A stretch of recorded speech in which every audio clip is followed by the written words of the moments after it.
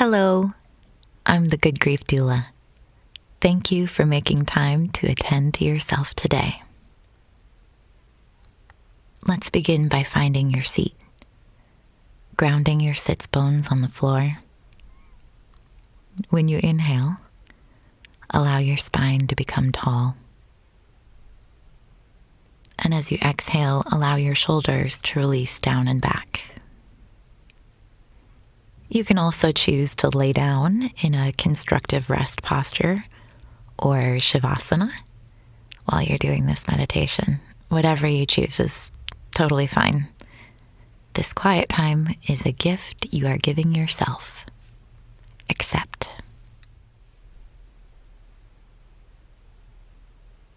Grief is a challenging thing, often because it does not entail one single emotion. Grieving means different things at different times to different people, encompassing a multitude of experiences. Two people can be grieving the same thing and have vastly different experiences of that loss. And so let's breathe into this paradox. This universal emotion of grief, which all humans will feel at one time or another, is as unique as a fingerprint. Connecting with the diaphragm, allow a big deep breath to fill the hollow space within your core. Allow the stomach to expand on the inhale, forming a little Buddha belly, and contract on the exhale. Breathing in through the nose and out through the mouth. Deepening and slowing your breath as you become more conscious of it.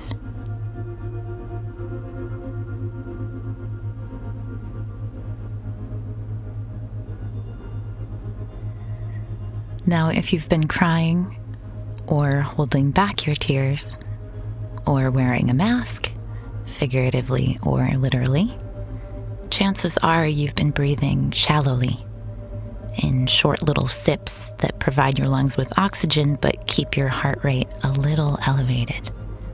So take a moment to feel the difference of being here now, making time to fill the lungs completely and empty them completely.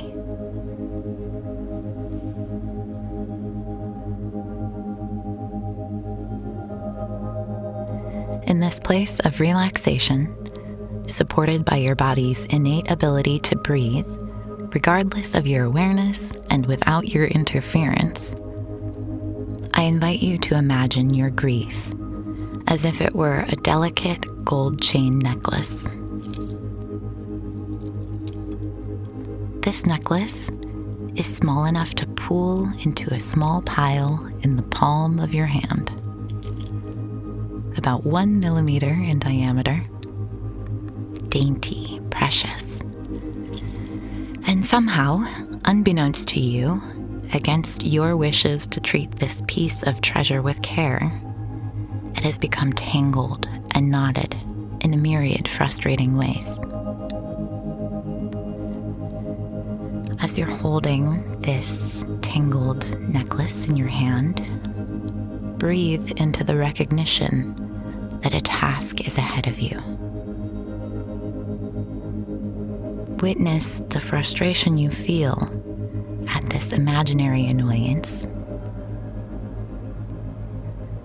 and allow your breath to expand your imagination and provide spaciousness around the challenge.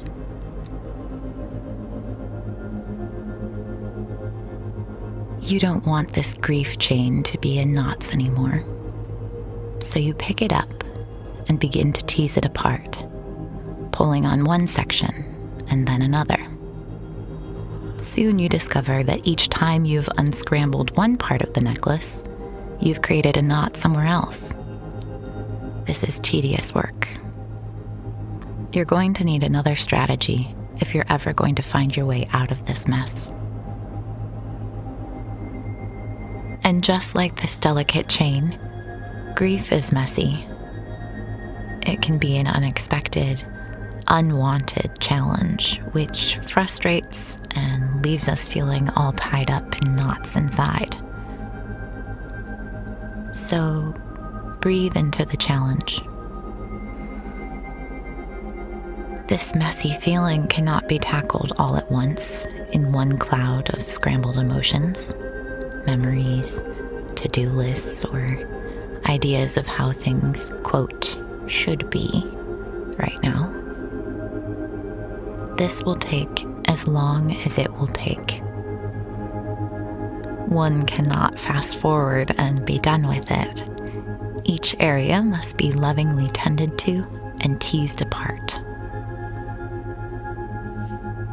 And to do so, we may need some special tools. Our hands may be too shaky. We may need to reach out to someone we trust for help. Our frustration may get the best of us, and so we have to rest and try again another day. But now, here, when you're ready, I invite you to use the tool of noting as thoughts arise in your mind. This doesn't mean you have to maintain strict awareness or police your thoughts. Hey, what are you doing there? But rather, as each thought arises, you make note of it, and then you let it go, riding the wave of sensation with your breath. This can sound something like restlessness, impatience, anger,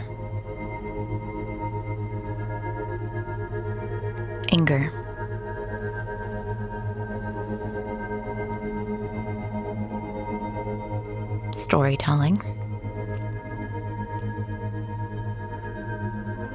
blame,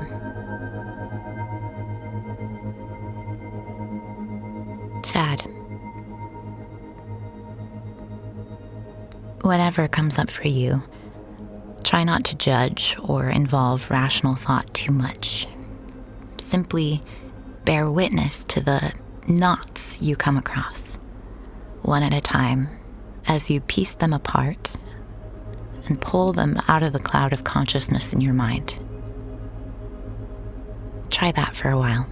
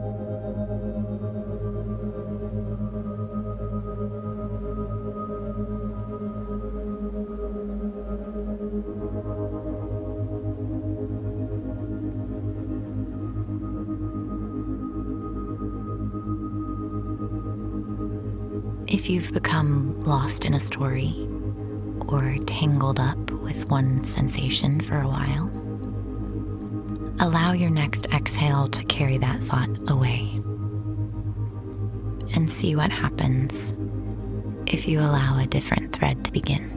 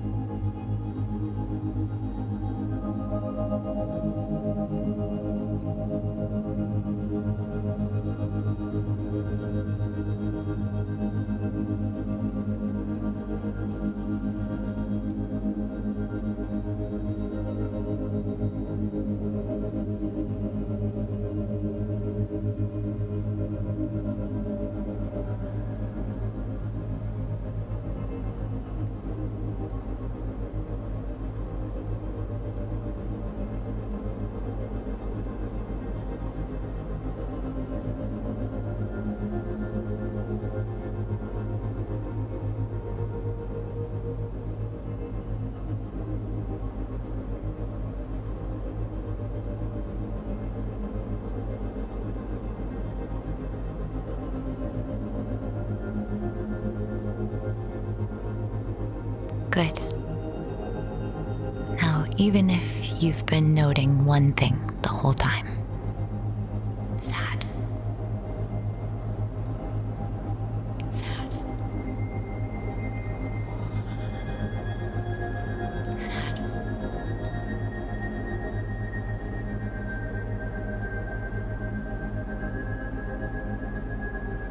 sad, it can be so powerful to acknowledge what is there for you.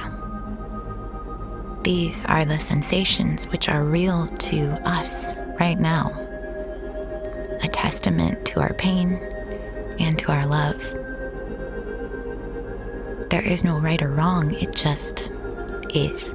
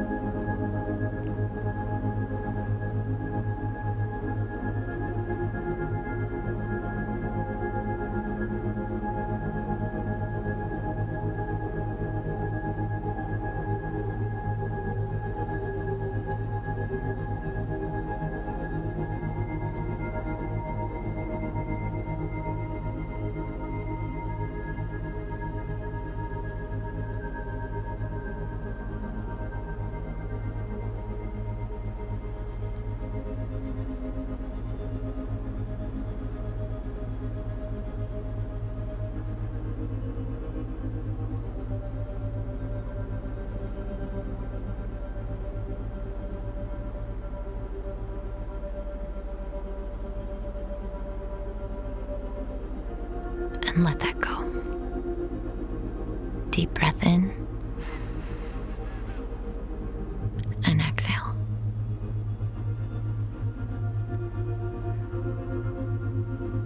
Do this a few more times.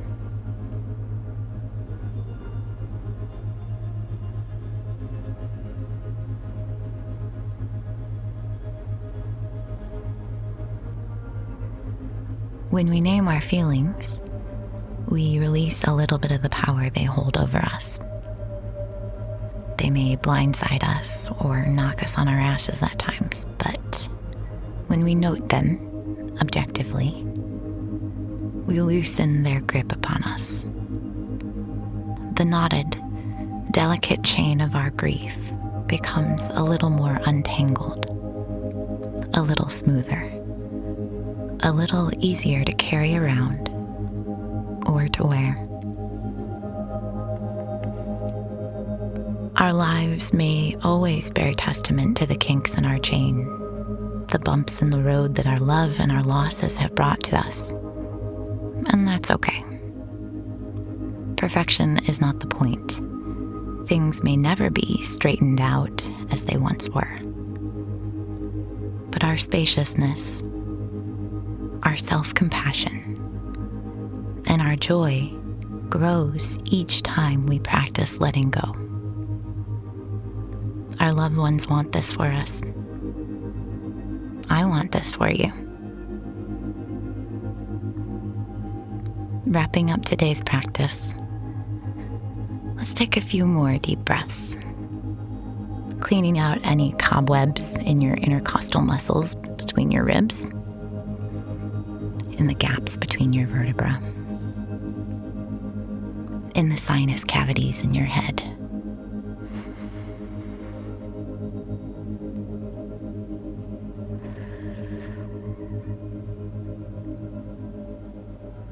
You have done something really brave and really generous for yourself today.